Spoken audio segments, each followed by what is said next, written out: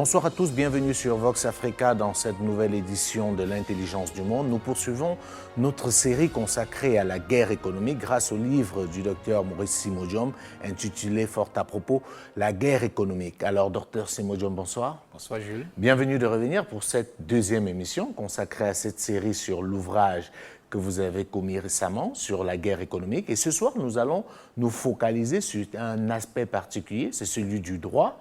Et avec vous, nous allons essayer de voir justement comment le droit prend une dimension instrumentale très forte dans la guerre économique. Tout à fait. Le droit, c'est un instrument de régulation de la vie sociale, et de la vie économique et de la vie politique. Mais dans le contexte de la guerre économique, nous nous rendons compte que le droit est utilisé comme un instrument de mobilisation de la richesse et de la puissance.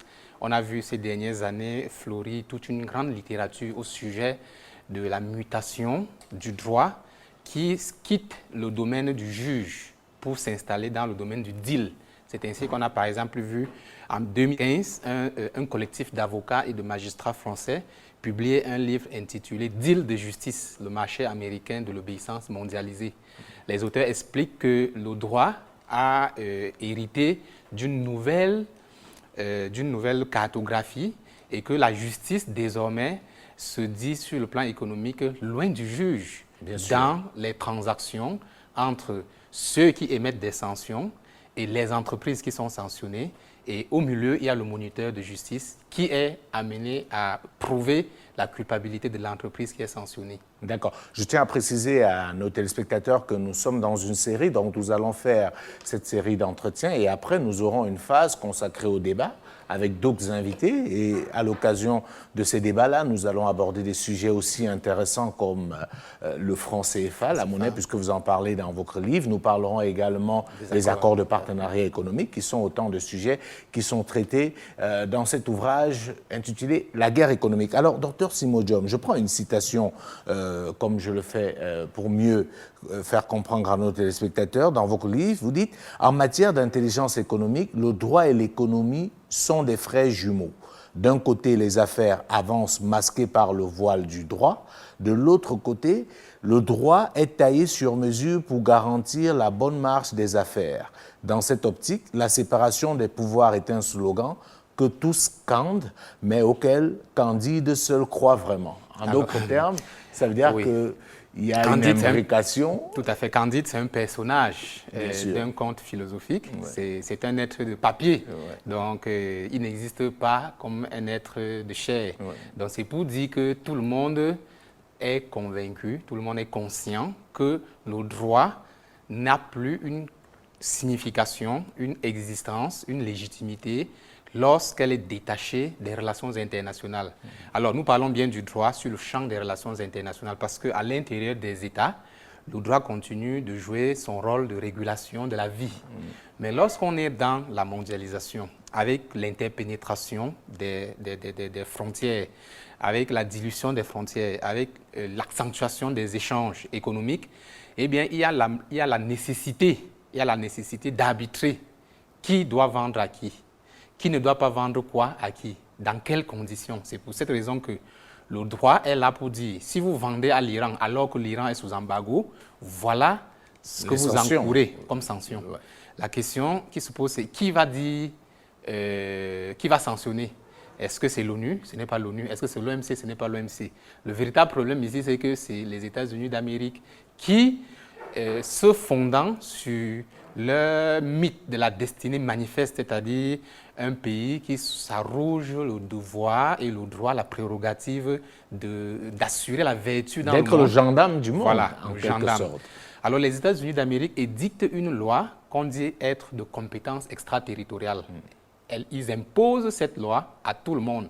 Lorsque vous avez commercé avec un pays sous sanction, sous embargo, voilà ce que vous allez endurer. Lorsque vous avez utilisé le dollar, voilà ce que vous avez enduré, etc. Donc, nous sommes ici dans l'utilisation du droit comme un appendice des relations internationales. Donc, pour rester précis dans le cas des États-Unis, ça veut dire qu'en fait, les États-Unis, face à ce qui peut être considéré comme un vide, parce qu'il faut dire quand même que de manière juridique, les échanges commerciaux sont régulés, notamment avec l'Organisation mondiale du commerce, mais les États-Unis se sont, eux, arrogés le droit d'imposer leurs droits sur la scène internationale et de réguler à leur façon en fonction de leurs intérêts. Tout à fait. C'est que l'Organisation mondiale du commerce connaît des litiges commerciaux. C'est des litiges commerciaux entre États. Bien sûr. Mais il y a également des questions de moralité.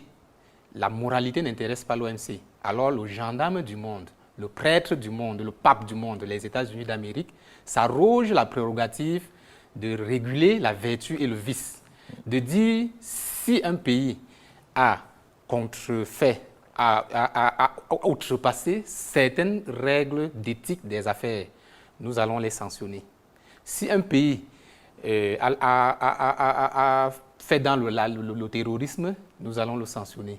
Si un pays est reconnu d'évasion fiscale, etc., nous allons les sanctionner. Alors, c'est une prérogative que les États-Unis d'Amérique se sont arrogés. Oui. Il n'y a pas une concertation au thème de laquelle il a été fait un consensus que les États-Unis d'Amérique seraient le gendarme moral et de l'éthique des affaires. Justement. Il fallait bien que dans les échanges économiques internationaux, quelqu'un prenne le devant, le leadership, et s'arroge cette légitimité et fonce et clarifie. Est-ce que c'est vraiment une légitimité? Parce que c'est de plus en plus contesté, cette manière de faire des États-Unis. J'ai envie de dire que des pays comme la Russie, comme la Chine aujourd'hui, n'acceptent plus vraiment de laisser les États-Unis s'imposer en gendarme du monde. Donc il y a une légitimité là qui ne résiste pas toujours à l'épreuve des faits. En tout cas, ce n'est pas légal. Ouais. Ce n'est pas légal parce que ce n'est pas basé sur une loi qui a une compétence internationale. Bien sûr. C'est légitime parce que l'Amérique a de quoi soutenir cette prérogative. Et tout le monde utilise son dollar. Donc, à partir du moment où vous utilisez le dollar, vous devez être prêt à assumer le reste. Justement. Tout le monde utilise ses serveurs. On va en parler tout à l'heure parce que justement, les États-Unis ne le font pas pour rien. Ils ont des éléments et des arguments qui leur permettent effectivement d'imposer cela de manière facile. Et j'aimerais qu'on prenne quelques points avec des exemples. L'antiterrorisme, par exemple, c'est l'un des prétextes sur lesquels les États-Unis se cachent pour imposer leurs droits sur la scène internationale. Tout à fait. Lorsqu'un pays est convaincu de pratiques terroristes, ils entrent de façon ipso facto dans la liste noire des États-Unis d'Amérique. Cela peut aller jusqu'à la proclamation d'un embargo. Alors, tous les pays au monde sont censés respecter cet embargo parce que lorsque vous le violez, eh bien, vous avez les résultats. On l'a vu avec BNP Paribas qui, en 2014, a écopé d'une sanction de 8,9 milliards de dollars pour avoir fait du commerce avec des clients iraniens, soudanais et du Cuba, des trois pays qui étaient sous embargo. Donc, BNP Paribas a plaidé coupable et a versé cette amende parce que c'est l'Amérique, parce qu'elle a besoin de payer en dollars, elle a besoin d'être à la bourse de New York. D'accord. Alors, le deuxième élément, c'est l'anticorruption. C'est-à-dire les États-Unis aujourd'hui se mettent aussi dans la peau du gendarme de la corruption dans le monde. Ça veut dire qu'ils imposent leur vision de la lutte contre la corruption dans le domaine des affaires sur la scène internationale. Bien sûr, depuis 1970, il existe une loi, la FCPA, la Foreign Corrupt Practices Act, qui punit les entreprises multinationales américaines qui sont convaincues d'avoir offert des pots de vin sur la scène internationale pour obtenir des contrats. Bien sûr. Donc cette loi a discipliné les entreprises américaines parce qu'elle a été appliquée d'une façon sévère. Et les multinationales américaines ont d'ailleurs rechigné à l'appliquer parce qu'elles ne comprenaient pas pourquoi, face à des entreprises européennes qui acceptaient des pots de vin et des qui entreprises étaient même asiatiques déductibles. aujourd'hui. Oui, qui étaient même, ces pots de vin étaient déductibles dans leurs feuilles d'impôt dans leur pays. Ouais. Les multinationales américaines ne comprenaient pas pourquoi leur gouvernement leur imposait de respecter cette disposition. Mais 20 ans plus tard, cette discipline a rendu les firmes américaines plus conformes. Et lorsque la loi a été appliquée aux entreprises européennes, on a vu très bien les dégâts. Aujourd'hui, les entreprises américaines comprennent, elles ont pris l'habitude de mettre de l'ordre dans leurs affaires, tandis que les entreprises européennes n'ont pas eu cette culture. Dans la plupart des pays européens, jusqu'à très récemment, lorsque vous donniez un pourboire pour obtenir un contrat sur la scène internationale et que vous reveniez déclarer ce pourboire, c'était déductible d'impôts. Donc, c'est pour cette raison qu'aujourd'hui, l'Amérique peut s'arroger, les États-Unis d'Amérique peuvent s'arroger la légitimité pour punir Alstom d'une amende de 772 millions de dollars pour avoir offert des peu de vin en Indonésie, dans un pays qui n'est pas les États-Unis d'Amérique. Qui n'a rien à voir avec les États-Unis. Entre guillemets, on a envie de dire de quoi est-ce qu'ils se mêlent. Mais on aura l'occasion effectivement de venir sur cette affaire Alstom qui est quand même un dossier... La plus grosse affaire de l'instrumentalisation du droit. Du droit, effectivement. Donc il y a effectivement cette affaire d'anticorruption qu'on a vue, mais il y a également le contournement des embargos internationaux. Oui, on l'a vu avec BNP Paribas. Oui, BNP Paribas. Lorsque vous avez payé en dollars alors que des pays où vous faites la transaction sont sous embargo, vous êtes passible d'une sanction. C'est ce qui est arrivé à BNP Paribas. C'est ce qui est arrivé à beaucoup d'autres entreprises. D'accord. L'évasion fiscale, parce que voilà aussi un élément sur lequel s'appuient les États-Unis pour imposer leur façon de voir. Bien entendu, c'est vrai que les États-Unis ont un paradis fiscal. Bien sûr. Mais les États-Unis ont également une liste noire des paradis fiscaux, de telle sorte que lorsque vous appartenez à cette liste noire, vous êtes passible de sanctions. Donc, c'est la loi, en fait, on dirait d'une manière prosaïque que c'est la loi du plus fort. Mais je dis c'est la loi du plus légitime. Il faut construire cette légitimité. On a vu des pays essayer cela, mais ça n'a pas marché. La Chine a essayé, mais personne n'utilise le yuan, personne ne voudrait être à la bourse de Pékin. On a vu la France essayer, on a vu la Grande-Bretagne essayer, ça ne marche pas parce que les gens ne sont pas dépendants des instruments que ces pays ont mis en place. Bien sûr. Alors, le dernier point pour faire le tour sur cette liste, c'est le blanchiment d'argent.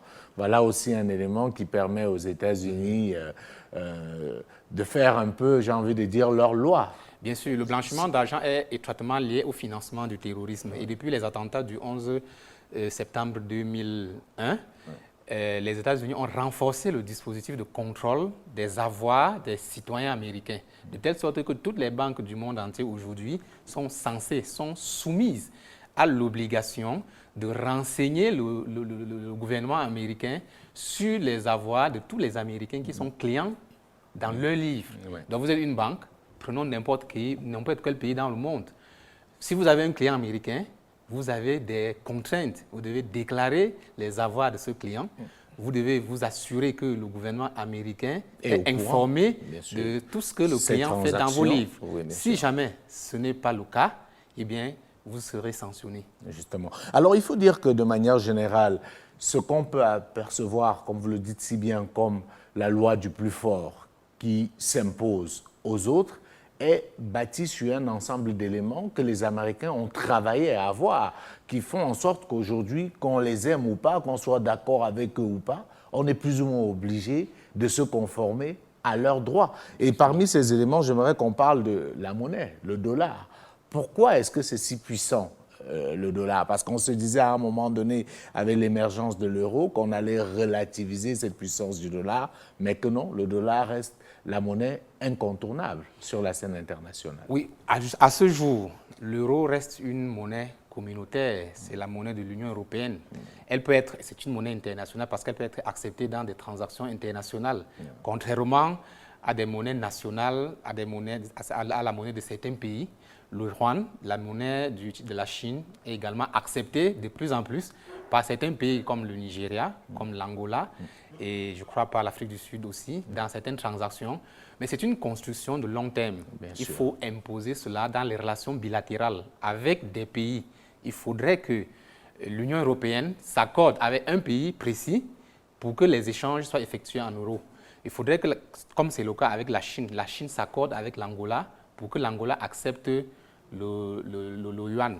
Donc, jusqu'à ce jour, il n'y a que le dollar qui est accepté d'une façon universelle. Elle passe partout. Lorsque vous prenez une monnaie et qu'elle n'est pas acceptée dans un pays où vous allez faire des achats, vous ne la prendrez plus. Donc, vous prenez ce qui est accepté. Et la loi actuellement impose le dollar. C'est pour cela que lorsque les États-Unis prennent une disposition pour punir les personnes qui utilisent le dollar, ça ne peut que fonctionner parce qu'on ne peut pas se passer du dollar. Donc, ça veut dire qu'en fin de compte, quand vous avez fini de faire le tour, vous êtes obligé d'arriver au dollar. C'est-à-dire et encore, lorsque vous évitez le dollar, vous pouvez même éviter le dollar, mais vous ne pouvez pas éviter les serveurs américains. Lorsque vous utilisez les serveurs américains pour envoyer un email, même si vous avez payé en euros, vous allez être puni aussi. Si vous avez utilisé un personnel américain dans la transaction, vous allez également être puni. Donc l'Amérique s'est arrogée de connaître d'une manière ou d'une autre de toutes les obstructions à la vertu selon sa vision de la vertu. Il y a un autre élément très important concernant le dollar, c'est que la forme définitive sur laquelle est conservée la richesse, la monnaie, c'est les lingots d'or. Mais pour transformer de l'argent en or, on est toujours presque obligé de passer par le dollar. On est obligé de passer par le dollar parce qu'aujourd'hui, c'est les États-Unis. Quand la Chine, certainement, je le souhaite peut-être, nous sommes nombreux à souhaiter un équilibre sur la scène monétaire. Oui. Si jamais plusieurs pays acceptaient le yuan, désormais l'or pourrait aussi être adossé au yuan. Mais pour l'instant, l'or est adossé au dollar, donc une fois que vous avez fini de faire le tour, vous êtes obligé de passer par le dollar. Et d'être sanctionné, si vous êtes passible d'être sanctionné. Alors l'autre élément très fort aussi, c'est la bourse. Bien entendu. New York, c'est la place boursière la plus importante au monde. Donc c'est aussi un élément qui permet aux États-Unis de dicter leurs lois sur la scène commerciale internationale. Alors, lorsqu'une entreprise est cotée à la bourse de New York, elle est déjà soumise à la législation américaine, qui est de compétences extraterritoriales. Cela signifie que lorsque vous aurez des démêlés, ce n'est pas dans votre pays que vous serez sanctionné, c'est le département de la justice américain qui va connaître de votre cas. On l'a vu avec une dizaine de multinationales entre 2010 et 2015.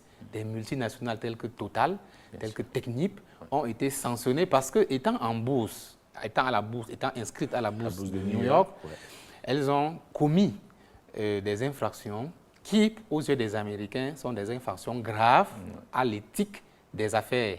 Donc, à partir de ce moment-là, puisque vous ne pouvez pas éviter la bourse, parce que la bourse, que signifie la bourse pour une multinationale? La bourse pour une multinationale, c'est le lieu de mobiliser plus d'investisseurs. Bien sûr. Si vous êtes en bourse, ça veut dire que vous aurez la possibilité de lever des fonds pour développer les affaires. Donc, ça entraîne des contraintes, notamment les contraintes de transparence, mais également des contraintes de fragilité parce que vous êtes soumis à une législation. Si c'est la bourse de New York, vous êtes soumis à la législation américaine qui ne pardonne pas. Donc, on a souvent soupçonné au cours des dernières années les États-Unis d'Amérique d'instrumentaliser leur législation extraterritoriale pour faire main basse sur certaines entreprises ou alors pour réfréner l'élan de certaines entreprises et privilégier les entreprises américaines. Bien entendu, les entreprises concurrentes des entreprises américaines. L'autre élément, c'est les cabinets d'audit américains qui sont les plus puissants au monde. Et le Big Four. Et qui utilisent effectivement ces différents cabinets pour avoir du renseignement et sont au courant quasiment de tout ce que les autres font, parce que c'est eux les patrons. Tout à fait. Il y avait les Big Six, après il y a eu une fusion, ensuite on a eu le Big Four, le Five. Arthur Andersen a fait faillite avec l'affaire Enron en 2002. Aujourd'hui, on a le Big Four. Le Big Four, c'est plus de 90% des parts de marché dans le secteur. Il s'agit pour ces entreprises de disposer d'une matière que nous avons jugée très intéressante dans la première émission de notre série, à savoir l'information. Bien sûr. Une fois que vous avez l'information sur les entreprises d'un pays, sur les entreprises d'un continent, sur un marché, cela peut vous permettre d'anticiper. D'accord. Alors, pour que nos téléspectateurs nous suivent bien, il faut qu'on aille un peu dans les détails. Il faut expliquer que les cabinets d'audit les plus puissants au monde sont les cabinets américains et que les cabinets d'audit ont pour rôle de venir auditer, questionner les entreprises, le fonctionnement des entreprises, certifier les comptes, et qu'en le faisant, naturellement, ils ont les informations sur quasiment toutes les entreprises les plus importantes au monde. Le secret de la confidentialité lie les mains officiellement. Bien sûr. Les cabinets ne doivent pas utiliser ces informations. Mais ça, je dis bien officiellement. Bien sûr. Rien ne les empêche, parce que c'est des Américains. Et je vous dis, les Américains ont la légitimité d'outrepasser même certaines dispositions et de faire un usage instrumentale de ces données, de ces informations, en produisant des analyses à l'endroit des concurrents, des entreprises américaines concurrentes de ces entreprises internationales. On se doute bien, Maurice Imodium, qu'ils le font, ces entreprises américaines. On se doute très bien que ces informations puisées par les cabinets Price et autres sont mises à la disposition des États-Unis. On se doute très bien, parce que c'est ça, en fait, la guerre économique. Bien sûr. Ils ne le diront jamais, ils n'avoueront jamais, mais bon.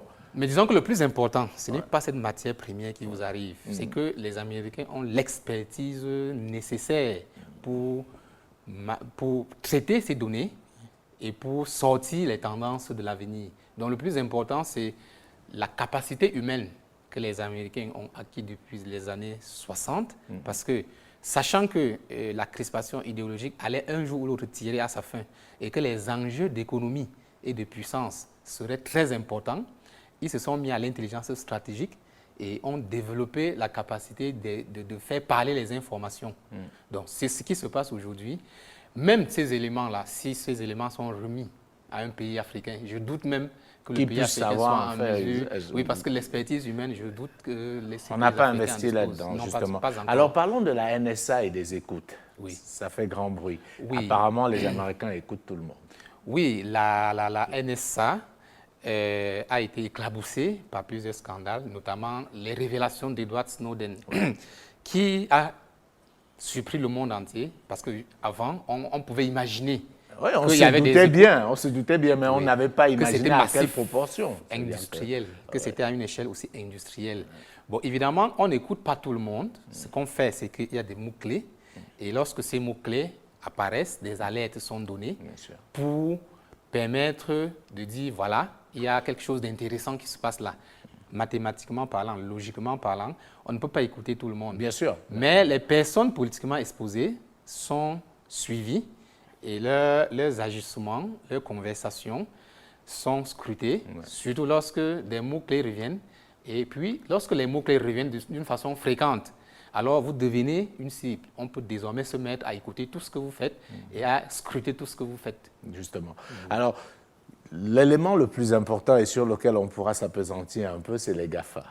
On a beaucoup célébré le numérique aujourd'hui et on se rend compte, en fait, c'est un instrument magnifique pour les Américains pour contrôler, en fait, l'essentiel de l'information, avoir des données sur pratiquement tous les utilisateurs. Bien entendu. Quand on parle de GAFA, c'est des gros de l'industrie numérique, Google, Facebook, Amazon. Oui. Sur les 20 réseaux sociaux et sites de messagerie instantanée les plus populaires dans le monde, 12 sont américains, 6 sont chinois, 1 est israélien et 1 est japonais. À partir de ce moment-là, nous concluons que l'Amérique s'est donné les moyens d'utiliser le numérique pour faire la pêche aux données. Donc, ces informations qui sont collectées, elles ne sont pas collectées tout simplement pour nourrir le marketing. Bien sûr. Pas seulement. Elles sont également collectées pour nourrir la stratégie. Parce qu'il est question de se demander dans 20 ans, dans 30 ans, dans 50 ans, de quoi sera fait le Cameroun, de quoi sera fait la Côte d'Ivoire.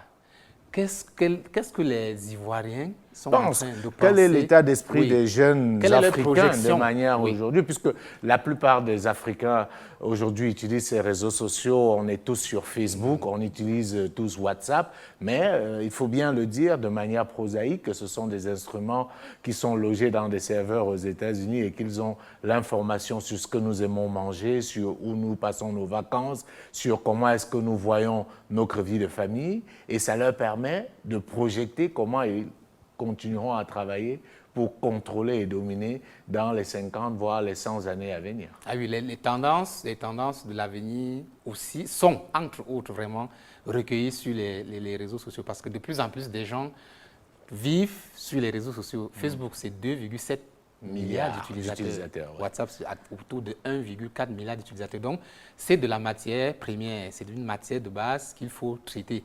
Donc, le droit, comme nous le disions, si le droit est un instrument de régulation du pouvoir et de l'économie, c'est parce qu'il est assis sur un certain déploiement. Donc, un déploiement technologique, un déploiement politique, un déploiement stratégique qui sans ces déploiements, le droit ne serait pas en mesure de jouer le rôle qu'il joue en ce moment. En fait, le droit, c'est un élément dans une grande stratégie qui consiste à cerner le monde comme une toile d'araignée. Bien sûr. Avant de prendre la pause, j'aimerais qu'on termine. Vous parlez dans votre livre du moniteur de justice. Qu'est-ce que vous entendez par moniteur de justice? Alors, le moniteur et quel de est le justice, rôle qu'il joue? Le moniteur de justice se substitue au juge dans une procédure qui ne se déroule plus au tribunal, mais dans une espèce de Parce qu'il faut dire que la plupart des grandes entreprises, des multinationales redoutent les tribunaux parce qu'il y a un risque énorme, notamment en termes de réputation, et cela peut effectivement faire baisser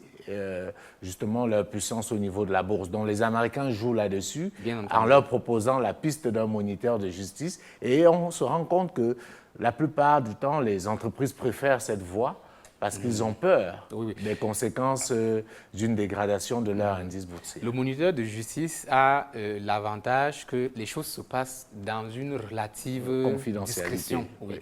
Cela n'est pas accompagné d'une grande publicité. Donc, et puis, c'est aussi une occasion d'apprendre à se mettre au niveau des exigences américaines. Parce que, je ne vous le cache pas, c'est devenu une obsession pour les entreprises du monde. C'est une obsession de savoir ce que les États-Unis d'Amérique veulent ou bien ne veulent pas. Donc, parfois, pour ces entreprises, c'est l'occasion d'apprendre. Mais il y a un soupçon que le moniteur de justice qui est généralement pêche américain. Ces données, pêche ces données pour une utilisation dont lui seul a le secret. D'accord. Merci beaucoup, Dr Simodjom, pour cette première partie. Madame, Monsieur, nous marquons un arrêt et nous venons pour la deuxième partie de cette émission consacrée à la guerre économique. Aujourd'hui, nous parlons de l'instrumentalisation du droit sur la scène internationale et de la toute-puissance américaine dans ce domaine. À tout de suite.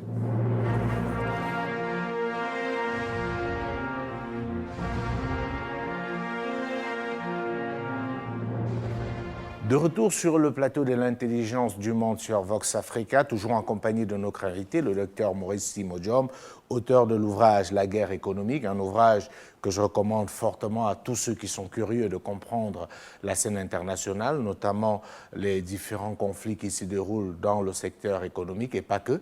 Alors, docteur Simodjom, à la sortie de cette première partie d'émission, on comprend à suffisance que ceux qui s'empressent d'enterrer la puissance américaine doivent revoir leur position, parce que les États-Unis ont encore du temps à faire comme première puissance mondiale. De toutes les façons, les fondations sont solides. Les fondations sur le plan économique, sur le plan politique, sur le plan des relations internationales, sur le plan juridique, les fondations sont solides. Mais ceux qui ont souvent parlé du déclin de l'Amérique se sont beaucoup plus intéressés à des questions démographiques. Par exemple, en 2011, pour la première fois, l'espérance de vie moyen de l'Américain à la naissance a baissé d'un demi-point, d'un point. Alors, ça, c'est très important parce que les mêmes personnes qui font cette remarque avaient déjà fait cette prédiction au sujet de l'URSS 5 à 10 ans avant l'implosion. Donc, ces historiens, notamment Emmanuel Todt, estiment que lorsqu'un pays va entamer une période de déclin, cela se note d'abord au niveau de sa démographie. Donc, c'est un indice, et il y en a d'autres. Il y a beaucoup d'autres indices qui montrent que, certes, la fondation est solide, mais le doute s'installe déjà. Il y a lieu de s'inquiéter. Alors, que dire de ceux qui encensent de plus en plus la Chine? Parce qu'aujourd'hui, la Chine s'est donnée pour ambition de devenir la première puissance mondiale en 2049, par exemple. On est en 2019, donc dans 20 ans. Est-ce qu'à l'analyse, et avec les éléments que vous avez, avec la puissance de la bourse de New York, avec la puissance du dollar, avec justement les GAFA, est-ce qu'on peut croire que l'objectif chinois est réaliste? Est-ce qu'en 20 ans, la Chine pourra effectivement passer devant les États-Unis? Alors, jusqu'au congrès du Parti communiste d'octobre 2018, eh bien, je vous aurais donné une réponse. Mais depuis ce congrès, je vais vous donner une réponse différente parce que Xi Jinping a tracé un nouveau cap. Jusque-là, c'est le président chinois. Bien entendu, jusque-là, le souci de la Chine, c'était le commerce. Maintenant, la Chine a présenté une autre ambition, l'influence. La Chine se dit prête à influencer le monde. Bien sûr. Et l'influence... Et on s'en donne les moyens. Bien Elle entendu. ne dit pas seulement, elle s'en donne les moyens. L'influence, c'est l'étape basique vers le pouvoir. Parce que l'influence, la Chine ne s'intéressait pas aux autres langues. La Chine ne s'intéressait pas à des Camerounais qui parlent le mandarin. Maintenant, on se rend compte que des instituts de Confucius ouvrent un peu de partout en Afrique, effectivement. Oui. Donc, il y a des médias chinois, CCTV, qui émettent dans plusieurs langues. Dans plusieurs langues et qui couvrent effectivement plusieurs parties du globe. Donc, depuis ce nouveau cap qui a été fixé en octobre 2018, nous pouvons estimer que la Chine a une nouvelle ambition. Si elle se donne les moyens de cette ambition, étant donné qu'elle a déjà fait un premier pas en devenant la première puissance commerciale. Bien sûr. Donc, on suppose que c'était la première étape du processus. Ouais. Maintenant, une fois qu'on a dominé le commerce mondial, on peut désormais orienter les énergies et les efforts vers la production de l'influence et du pouvoir. Cela va donc permettre à la Chine d'avoir son mot à dire dans toutes les affaires internationales d'une façon progressive. Bon, alors si la Chine se fait aimer, si elle se fait désirer, parce que c'était ça le problème, la Chine faisait du commerce et puis basta. Mais maintenant, si la Chine décide de se faire aimer, de se faire aimer sa langue, de se faire aimer sa langue, de faire aimer son cinéma, de faire aimer son mode de vie, je pense qu'elle pourra s'imposer comme une puissance, une soft power. Parce que jusqu'ici, la Chine n'est pas une soft power. Donc tout le défi est là. Mais je dis que c'est un véritable défi parce que la culture chinoise fondamentale, c'est la discrétion, c'est le repli sur soi, c'est la promotion de la vie systémique. De la subtilité. Voilà, de la vie systémique. Oui. Ce n'est pas l'influence. Donc l'influence, c'est un nouveau paradigme de l'ADN. Donc c'est l'avenir qui nous dira si la Chine va réussir ce challenge. D'accord. Alors revenons justement à ce cas de la compétence judiciaire extraterritoriale américaine. Et vous insistez beaucoup dans votre ouvrage sur une affaire qui est restée très célèbre, c'est l'affaire Alstom. Alors, je prends une citation, et là, vous citez Jean-Michel Quatrepoint, auteur d'un livre intitulé « Alstom, scandale d'État ». Comment une amende de 772 millions de dollars et des poussières transforme-t-elle un fleuron de l'industrie française en filiale d'un groupe américain, son concurrent direct depuis des décennies? Il ne s'agit pas d'un scénario concocté par Steven Spielberg ou Oliver Stone sur les extravagances de la finance et les dérives du monde des affaires. Non, il s'agit du dernier épisode de la guerre économique qui a contraint un groupe industriel français à céder les 2/3 de ses activités à une entreprise américaine, notamment General Electric. Alors, c'est quoi cette affaire Alstom? Est-ce qu'on peut repartir de la base pour permettre à nos téléspectateurs de bien comprendre? Parce que je pense que c'est le cas pratique par excellence pour comprendre comment est-ce que les Américains utilisent le droit et surtout ce pouvoir extraterritorial de leur droit pour s'arroger un certain nombre d'avantages. Alors, je suis l'affaire Alstom depuis 5 ans, donc il y a vraiment de la matière. Mais pour être bref, nous dirons que l'affaire démarre en 2010, lorsque le gouvernement indonésien ouvre des enquêtes contre des fonctionnaires locaux pour pratique de corruption. Le département de la justice américain est renseigné de ces démarches et rentre en scène, demande à Alstom de prouver qu'elle n'a pas donné des pots de vin en Indonésie. Donc, c'est une nouvelle procédure qui commence. La procédure indonésienne, on ne sait même pas jusqu'ici si elle a à quoi est-ce qu'elle a abouti? On ne sait pas. Mais tous les projecteurs restent braqués désormais sur ce qui commence en 2011, lorsque le département de la justice demande à Alstom, qui est une entreprise française qui a 2 secteurs d'activité, le transport et l'énergie. L'énergie représente 70% de ses activités. Et c'est la branche énergie qui intéresse General Electric, parce que General Electric, qui est une entreprise américaine, n'a pas le leadership de ce segment. Et on a pu, à un moment donné, penser qu'il y avait une collusion entre les intérêts de General Electric, le département de la justice américain qui a instrumentalisé l'enquête indonésienne pour demander à Alstom d'accepter un moniteur de justice. Malheureusement pour Alstom n'a pas perçu la gravité de l'affaire et n'a pas accepté le moniteur de justice. En conséquence, le département de la justice a infligé une sanction de 772 millions de dollars. Alstom a continué de faire le dos rond. Mais en 2013, le département de la justice a montré d'une manière spectaculaire à Alstom que ce n'était pas une blague. Un vice-président d'Alstom, de passage à Washington, est menotté à l'aéroport et conduit dans une prison de haute sécurité pour des prisonniers de droit commun, où il passera 14 mois. Il s'appelle Frédéric Pierucci. Oui. Il y a 2 mois, il a d'ailleurs publié un livre de plus de 300 pages. Il est déjà sorti de prison entre-temps et il relate tout ce qui s'est passé. Ce n'est pas le seul livre au sujet de l'affaire Alstom. Vous avez cité Jean-Michel 4 points, oui. Alstom, scandale d'État. Oui. Il y en a beaucoup d'autres. Ali l'a dit dans son dernier livre, Le droit, instrument de guerre économique, est également revenu sur le cas Alstom.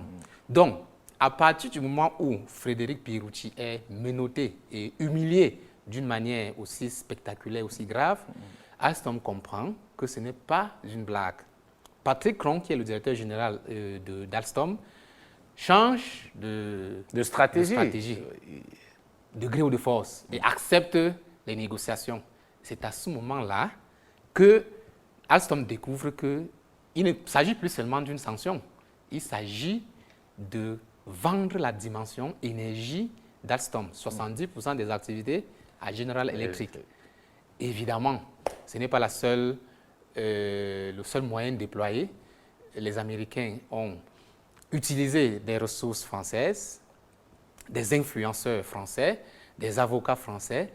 Et ils ont utilisé plusieurs méthodes qui ont été complémentaires et qui ont abouti à la signature du contrat de cession de la branche énergie d'Alstom à General Electric. Et c'est comme pour ça la maudite somme de 12 milliards. Et c'est comme ça qu'effectivement General Electric est devenu le leader incontesté mondial dans le secteur de l'énergie. Oui, jusqu'en 2018, tout allait très bien parce que les bénéfices de cette opération étaient visibles. Mais il se pose un problème.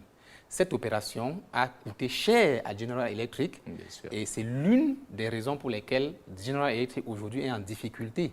Parce que on se rend compte aujourd'hui que l'action de General Electric est au plus mal dans Mais qu'est-ce qui peut justifier justement qu'après une acquisition aussi importante, à un prix que certains observateurs ont qualifié de pas commode, que General Electric soit plus ou moins en difficulté aujourd'hui? Est-ce que c'est la manière dont l'affaire s'est déroulée? Est-ce que c'est les différentes dénonciations qui ont été faites, notamment par Pierucci et 4 points, sur ce qu'ils ont appelé le scandale Alstom?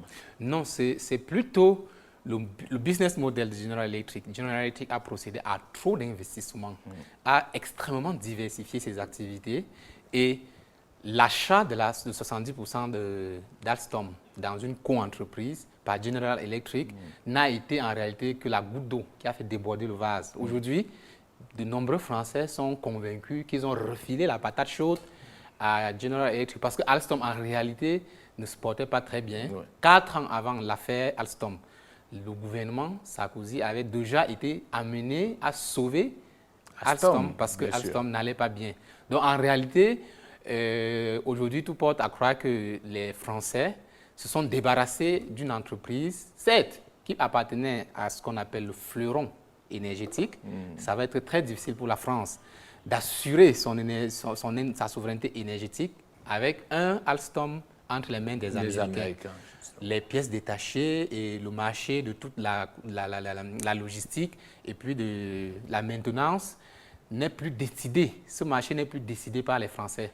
Donc, à un moment donné, pour une raison ou pour une autre, il peut y avoir des blocus qui vont être contre-productifs pour la France. Mais sur le plan économique, les Français estiment aujourd'hui que c'était une bonne affaire. Cependant, il reste que, aujourd'hui, l'Amérique peut décider, sur la base d'une accusation menée dans un pays totalement différent, de lancer une procédure et de cibler une entreprise, de l'acquérir à peu de frais, si cela est son souhait. C'est justement ce que nous enseigne cette affaire Alstom. Alors, je voudrais qu'on s'arrête un peu, si vous le permettez, sur une affaire qui est aussi très récente et qui a beaucoup fait parler. C'est l'affaire Carlos Ghosn au Japon, où on se rend compte effectivement qu'un très grand patron d'un groupe aussi puissant que le groupe Renault et tout est arrêté au Japon et mis en prison. Il y a plein de gens qui ne comprennent pas véritablement comment cela soit possible et surtout comment est-ce que l'État français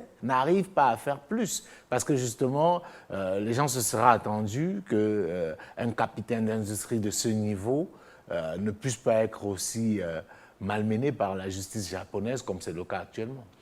Alors, l'affaire Carlos Ghosn n'est pas une affaire de guerre économique. Parce que Carlos Ghosn est un manager. Ce n'est pas un capitaine d'industrie. Il n'a rien créé. Carlos Ghosn dirigeait une entreprise française et les Japonais l'ont appelé au secours lorsque leurs entreprises battaient de l'aile. Avec ses talents de manager, il a pu sauver Nissan. Ensuite, il a sauvé Mitsubishi et tout va très bien.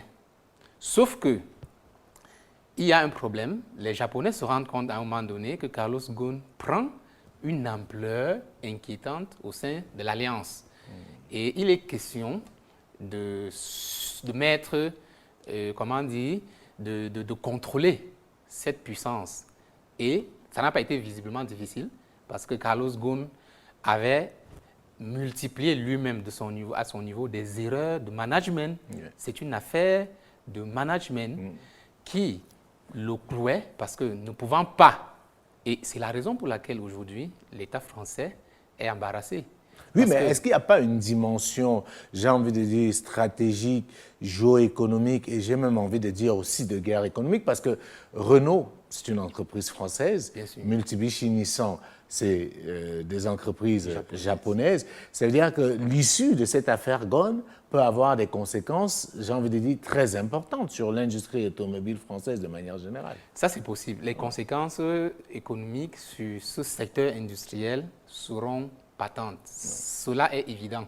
Sauf que nous ne pouvons parler de la guerre économique lorsque la puissance publique d'un pays décide d'une manière délibérée d'utiliser sa prérogative de puissance publique pour influencer le cours de la concurrence commerciale. Mais c'est ce que les avocats de Ghosn semblent dénoncer. Ils estiment que ce qui se passe au Japon est plus un acharnement et que l'État japonais y a plus ou moins joué un rôle. C'est pour cela qu'ils ont, dans leur procédure, commencé un peu à dénoncer et même fait appel à la France. Parce qu'ils estiment que ça ne reste plus une affaire d'entreprise, parce que, selon eux, même si c'est difficile à prouver, ils pensent que la personne de Ghosn n'est qu'un prétexte, parce que, ayant réussi à sauver les entreprises japonaises et chinoises, Renault ayant un rôle hyper important, les Japonais veulent réduire l'influence de Renault, veulent renégocier les accords et qu'il ne s'agit plus d'une affaire d'entreprise et que les États doivent pouvoir s'y mêler parce que derrière se cache un agenda. Alors, si nous nous souvenons de l'affaire Bernard Tapie était français, il n'avait pas eu affaire à une entreprise japonaise, c'était des entreprises françaises. Lorsque vous êtes un manager, lorsque vous avez une entreprise, vous devez savoir qu'à tout moment, les actionnaires peuvent changer d'avis en ce qui vous concerne. Donc, Carlos Ghosn est la figure du manager. Et peu importe sa nationalité, qui est française, peu importe la nationalité japonaise, des actionnaires, des entreprises qui étaient dans l'alliance Renault, Nissan, peu importe le fait qu'on peut mobiliser la souveraineté pour justifier le comportement dit, entre guillemets, acharné de la justice japonaise, il reste que Carlos Ghosn avait commis des erreurs de management et reste passible d'être poursuivi devant les tribunaux. Bien sûr. Donc, ceci peut être jugé plus important que cela. N'importe quel, quand c'était Bernard Tapie, je le rappelle, quand c'était Bernard Tapie, il a tout perdu. Or, c'était en France. Ça veut tout simplement dire que lorsque des actionnaires, au sein d'une entreprise, c'est les actionnaires qui ont le dernier mot. Donc, les actionnaires peuvent changer d'avis au sujet du manager. Et à partir de ce moment-là, ces considérations sont plus importantes que la nationalité du manager. D'accord. Alors avançons et je vais prendre une autre citation dans votre livre. Vous citez James Worsley, qui est le directeur de la CIA entre 1993 et 1995. Votre saint patron économique est encore Jean-Baptiste Colbert, quand le nôtre est Adam Smith. Oui, chers amis continentaux, nous vous avons espionné parce que vous distribuez des pots de vin. Les produits de vos compagnies sont souvent plus coûteux, moins avancés sur le plan technologique, ou les deux à la fois, que ceux de vos concurrents américains. En conséquence, de quoi vous pratiquez beaucoup de corruption. Vos gouvernements sont tellement complices que dans plusieurs pays européens, les pots de vin sont encore déductibles des impôts. Ça revient un peu à ce que vous disiez, mais ce qui est intéressant, c'est que cela vient de la bouche d'un ancien patron de la CIA. Oui, c'est des moments de confession, en fait. C'est des moments de confession. Et par la suite, on a peut-être l'impression que James Worsley va regretter d'être allé aussi loin. Aussi loin, oui, parce oui, qu'en réalité, il avoue que les entreprises européennes, asiatiques sont espionnées par la CIA. Mais il dit qu'il y a des raisons, et s'il faut être compétitif, il faut du côté européen se mettre au niveau de la technologie. Donc, les produits européens n'ont pas la technologie compétitive. C'est pour cette raison que les entreprises européennes sont obligés de donner des pots de vin pour gagner des marchés parce qu'ils n'ont pas la qualité et ils vendent la mauvaise qualité beaucoup plus cher. Et il va plus loin. Il explique le déficit de compétitivité technologique par les choix de politique économique. Quand on fait référence à Colbert, c'est le centralisme politique et la primauté de l'État sur la politique sur l'économie. De l'État-providence, alors que les Américains, ils sont plus Adam Smith, c'est le libéralisme. C'est-à-dire, le marché est cruel et les plus forts, ceux qui innovent, mangent les plus faibles. Donc, au sein du marché américain, ce qu'on peut aussi appeler une concurrence féroce a permis pendant au moins 2 siècles d'aguerrir les entreprises américaines. Quand vous vous souvenez des épisodes tellement graves, tellement chaotiques entre Coca-Cola et Pepsi-Cola, entre des deux entreprises américaines. On ne peut pas parler de guerre économique, on peut parler d'une concurrence commerciale féroce, qui a, eux, pour finalité de les aguerrir, de telle sorte que lorsqu'elles s'internationalisent, elles sont prêtes à toute forme de coup bas. Donc, nous avons également dans le secteur de l'automobile, on a assisté à des situations pareilles, où des entreprises se menaient une guerre féroce, mais qui était une concurrence qui finalement les a aguerris. Alors, pour sortir de cette émission, il nous reste très peu de temps. J'ai envie de savoir comment réagissent les autres, Dr Simodium, à cette hégémonie américaine, la Chine, l'Union européenne, la Russie. Qu'est-ce qu'ils font? Parce que c'est tellement criard ce que vous décrivez dans votre livre. Et on a envie de savoir, est-ce qu'ils ont les bras croisés ou est-ce qu'ils observent ça de manière impuissante ou est-ce qu'ils réagissent? Alors, les pays observent cela de très près et puis tentent de réagir. Nous prendrons le cas de la France. Face au FCPA, le Foreign Corrupt Practices Act de 1977, et vu les dégâts qui ont été causés en France, notamment dans l'affaire Alstom, Arnaud Montebourg, qui était le ministre du redressement productif, a fait des propositions. Et ces propositions ont abouti à des lois. Il a fait des propositions de commun accord avec le ministre Sapin, le ministre de l'économie de l'époque. Il y a donc une loi, la loi Sapin. Une loi Sapin 1 et une loi Sapin 2.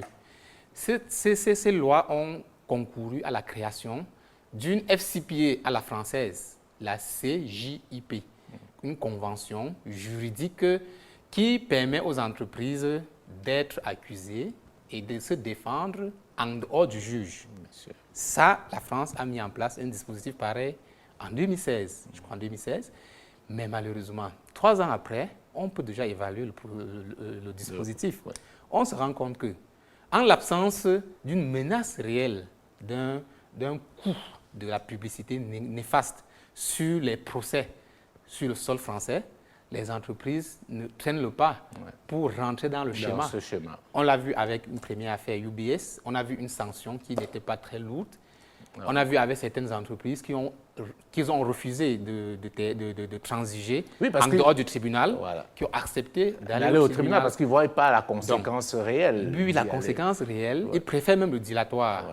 Le coût n'est pas élevé. Donc, un pays, si nous prenons le cas de la France, a de la peine à imposer son droit aux multinationales comme une menace géoéconomique. Donc ça, c'est le cas. La Chine aussi, longtemps avec la France, a essayé, mais ça n'a pas mordu. L'Allemagne, le Royaume-Uni, tous ces cas sont documentés dans le livre que j'ai écrit. Et même l'Union européenne a eu du mal. On sait aujourd'hui que l'un des problèmes avec l'Union européenne, la France notamment, c'est les GAFA. Comment faire pour arriver à les contraindre à respecter un certain nombre de choses? Et on se rend compte qu'ils n'ont pas encore la puissance nécessaire pour influencer la donne. Bon, la loi sur le numérique sera mise en place. Il y avait un vide juridique. La loi sera mise en place. Mais quand tu as dit qu'on va instrumentaliser la loi, là, c'est autre chose. On a vu l'Union européenne tenter quelque chose de très important. L'Union européenne a sanctionné Apple avec une amende très lourde. Bien sûr. 13 milliards d'euros. Mais comme je cite une Française dans le journal, dans le livre, Karine Berger, elle a dit que lorsque l'Union européenne a sanctionné Apple sur des questions d'optimisation fiscale, il fallait s'attendre à une réplique. Et quelques mois plus tard, la réplique est tombée. La France sanctionnait une multinationale européenne, notamment une banque allemande, pour des faits de non-respect des règles de transactions financières. Donc, on est dans un champ de guerre et le droit est utilisé pour répondre au droit. Donc, l'Union européenne est en train de construire une légitimité et des instruments qui vont lui permettre de donner des coups. Mais lorsqu'elle donnera des coups, elle devra s'attendre à des répliques. Et elle n'a pas encore le souffle pour aller très loin. Merci beaucoup, Dr Simodion, pour cette deuxième émission. Merci à vous, madame, monsieur, de l'avoir suivi. Je termine justement avec la citation, parce que ça fait partie des citations que j'avais notées. C'est la citation de Karine Berger qui dit « Il faut comprendre que nous sommes dans une guerre économique avec les États-Unis. Quand la commissaire européenne à la concurrence, Margaret Vestager, a ordonné à l'Irlande de réclamer à Apple le remboursement de 13 milliards d'euros représentant des avantages fiscaux indus, nous avons pour la première fois rendu un coup, mais il fallait s'attendre à un retour de bâton. C'est le cas avec l'amende infligée à la Deutsche Bank et ce n'est pas terminé. Donc voilà un peu ce que Karine Berger dit par rapport à cela. Madame, monsieur, prenons rendez-vous la semaine prochaine pour une nouvelle édition de l'Intelligence du Monde. Nous allons poursuivre cette série consacrée à la guerre économique. D'ici là, portez-vous bien. Bonsoir à tous.